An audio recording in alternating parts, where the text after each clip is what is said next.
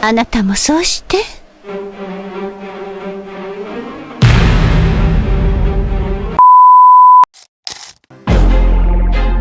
I feel like I'm losing my mind. Is everybody in the world blind? Please, Lord, give me a sign, a sign. I wanna be the greatest. Everybody on the fake shit. I look around and feel like everybody is the fakest. I make this every day and I'm impatient, hoping one day I blow up from the basement. Statement, the top is so vacant. I don't hear shit that I think is amazing. Waiting for my day when I'm playing sold out shows for 1,000 faces. Hey, give me that crown, get in my way and to be put down. It ain't your place, all this my town. If I want that shit, then I'll get it right now. I'm losing it, the noose it fits. I'm losing shit, a stupid myth. You choose to live or choose to dip. You choose to fight or lose your grip and lose a gift. Oh.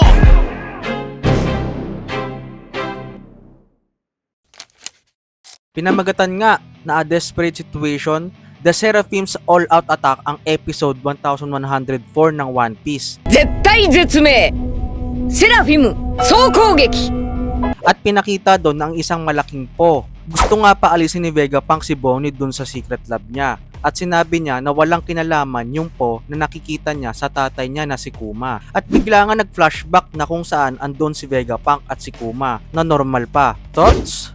Sabi ni Kuma. Oo, tama yon. Isang scholar sa West Blue sabi niya na ang lahat ng tao nababawasan ng 21 grams pag namamatay sila. Ibig sabihin lang nun na yun ang bigat ng ating mga kaluluwa. Sobrang nakakawili na buhay ang ating mga kaluluwa. At yun ang katotohanan. Naguguluhan nga itong si Kuma sa sinabi ni Vegapunk. Di ba parang pareha siya ng iyong power? Kinukuha niya ang mga sakit ng isang tao at nalilipat siya sa ibang tao. Napapasa ito sa electrical signals of peripheral nerves na kahit na walang wires. So paano naman ang mental images? Tama, ang imahe at memorya ay ang mga signals na nanggagaling sa nerve cells. Ano ang timbang nila? Gaano sila kalaki? Yan ang mga gusto kong malaman. Watashi wa sore ga shiritai no da! Bumalik na nga ulit kay Vegapunk at Bonnie na ayaw ipahawak ni Vegapunk yung memories ni Kuma. At sinabi niya na pain nga ito. Alam mo naman kung ano yung kapangyarihan ni Kuma. At yung pain na yan ay sobrang tindi na kaya makapatay ng tao. Reply nga ni Bonnie na di yan totoo. Balik ulit sa nakaraan si Kuma. Sinasabi mo ba na ibigay ko sa'yo ang mga memorya ko at ipakita to sa'yo? Gusto mo ba na ipahiya ko ang sarili ko? Nagmamakaawa nga si Vegapunk kasi mas lalo niyang mapag-aaralan na mabuti ang siyensya. Di ko papakita ang memorya mo kahit kanino man. Pangako sa'yo. Di nga pinagbigyan ni Kuma si Vegapunk pero mapilit pa ding tong si Vegapunk. Mapunta naman tayo sa laban ni Zoro at ni Kaku. Patuloy pa nga ang labanan ng dalawa at tila ba na match ang lakas nila. Alam ni Kaku na malakas si Zoro. Kaya simula ngayon ay magsiseryoso na ako. At nag-transform na nga itong si Kaku sa kanyang awakened Zoan form na di pa nakikita ni Zoro mula nung unang laban nila. Tinanong ni Stussy si Lucci kung paano natin kikidnapin si Vegapunk. Kung may alam ka, ilabas mo na yan, Stussy. Pamilyar ka sa lugar na to, di ba? Reply ni Lucci. Nakita nga ni Nami na nakaakit na nga ang CP0 sa Labo Face. Humingi nga ng paumanhin si Shaka kasi nagkaroon ng system glitch. Gusto pa nga din makipaglaban ni Lilith pero pinipigilan pa din siya ni Shaka. Nagtaka nga si Frankie na kahit ang matalino na si Vegapunk ay di nakita na mangyayari ito. Wala na tayong magagawa kasi unpredictable nga ang galaw ng CP0, reply naman ni Robin. Bigla nga pumunta ang Seraphim sa Labo Face. Nasa disadvantage nga itong sila Zoro kasi mas marami na silang kalaban mula nung dumating na ang Seraphims at naging 2 versus 7 ang nangyari. Nagtaka nga si Lucci bakit pumunta doon ang Seraphims nang di nila inuutusan. Nagawa ito ng Seraphims kasi meron lang silang limitado na decision making abilities. Depende sa nangyayari. At nasa advantage tayo ngayon kasi mas mataas ang authority namin kaysa sa Cypher Paul. Mabalik na nga kay Bonnie na labis na nag-aalala sa kanyang tatay na si Kuma. Otosan. Pilit pa nga din na umaakit si Kuma papuntang Marjowa. Pero maraming Marines ang umatake sa kanya at tuluyan siyang bumagsak ulit. Nung nakita ni Bonnie yon, sinabi niya na hindi ito sakit. Alam na alam ko ang kapangyarihan ng aking tatay. Ito ang memorya ng tatay ko, di ba? At naiyak nga si Bonnie.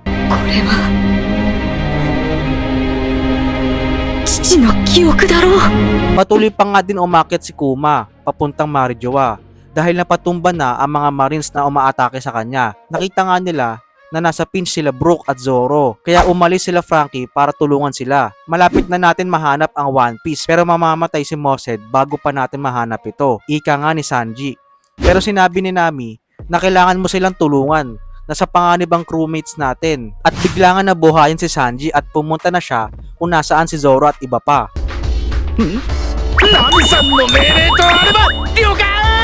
Mabalik naman tayo kay Zoro na pinakita na ang awakened form ni Kaku. Sinabi niya na gusto kitang bawian balang araw. Pasensya na kung pinag-intay kita, Roronoa. Nagtaka nga si Brook at Zoro sa nakita nila kasi iba yung form niya sa dati nilang laban. Pero walang kaso kasi hihiwain ko din naman siya. Hintusan niya si Brook na bantayan ang Sunny. Una nga umatake si Kaku at ginamit ang nose pistol at sinundan niya ito ng giraffe blast. Patuloy nga inatake ni Kaku si Zoro hanggang sa nag-counter attack si Zoro at sinabi niya na marami na akong nakalaban na kakaibang hayop sa Wano. Nagsawa na ako. At inatake nga ni Zoro si Kaku sa ilong at bumagsak ito. Inutusan naman ni Lucci ang Seraphims na sirain ang lab ni Vegapunk. At nagulat nga ang lahat sa lakas ng atake ng Seraphims. At makikita nga natin na parang suspicious si Stussy. At bigla na nga niya nilabas ang pangil niya.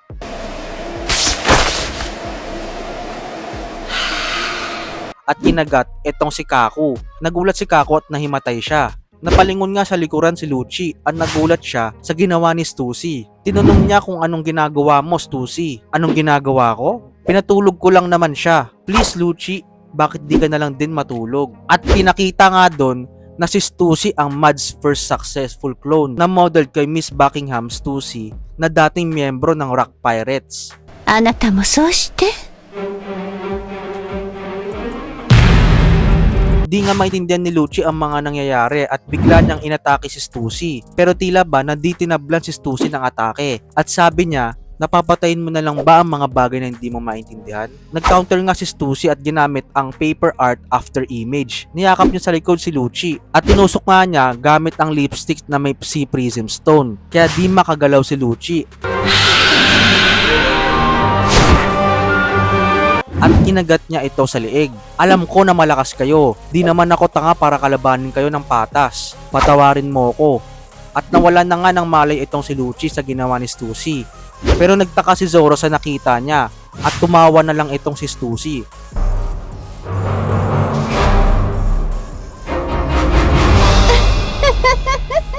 At dun na nagtapos ang episode 1104 ng One Piece.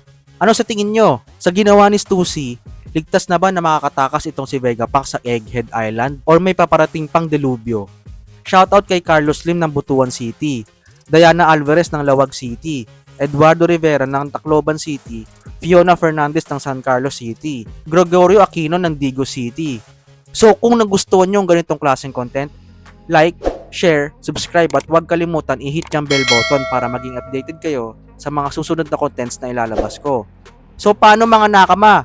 Hanggang sa muli natin pagkikita, peace out! あなたもそうして